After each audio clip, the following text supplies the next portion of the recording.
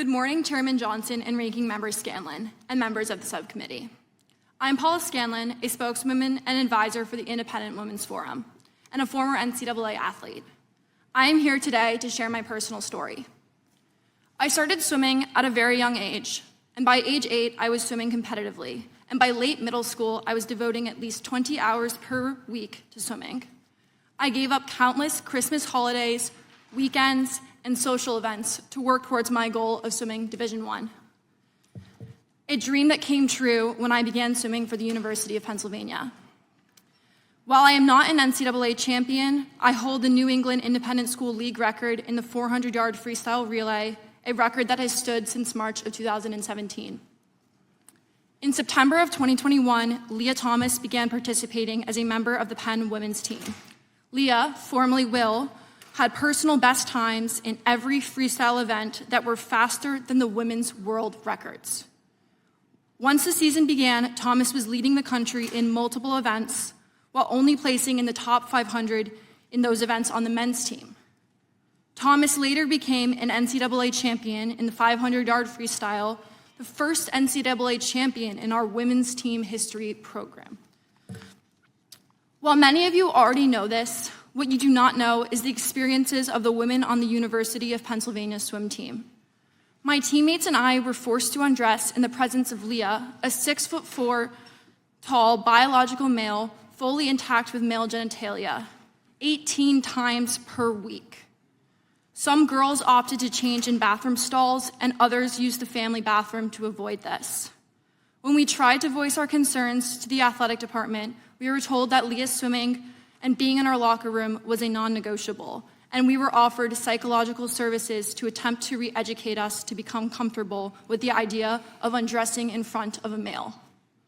To sum up the university's response, we, the women, were the problem, not the victims. We were expected to conform, to move over, and shut up. Our feelings didn't matter. The university was gaslighting and fear-mongering women to validate the feelings and identity of a male.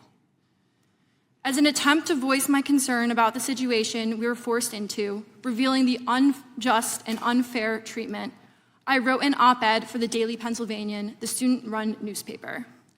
I approached this from a scientific, statistical perspective where I used my engineering background to discuss how Y chromosomes cannot be changed by any surgical procedure or systemic therapy.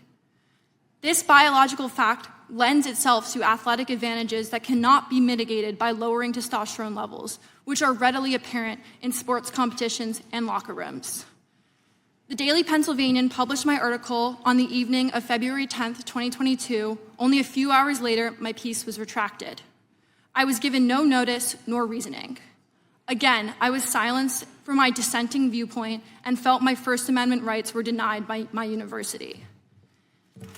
This is representative of a greater issue, the destruction of free speech. Today, any discussion maintaining the sanctity of women's spaces is labeled transphobic, bigoted, and hateful.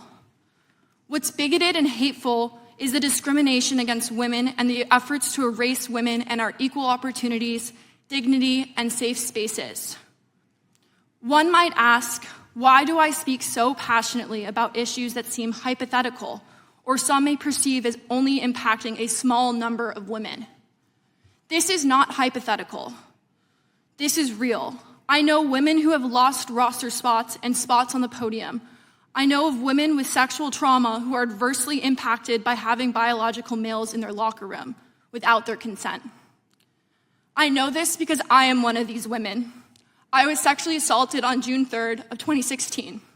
I was only 16 years old. I was able to forgive my attacker, but violence against women still exists. Let us not forget the viral Me Too movement that empowered female victims to speak up. It casts a spotlight on the widespread prevalence of sexual assault and abuse, including in scholarly and educational institutions. Individuals on this committee have previously stated violence against women is all too common. I am grateful for those members who have brought awareness to the violence against women in the past, but unfortunately, there's still much to be done.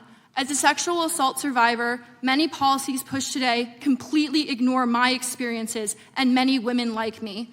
I ask the members of this committee, please consider this issue outside the lens of political affiliations and understand the true impact of ignoring the realities of womanhood. Future generations depend on us. Thank you for the opportunity to speak here today.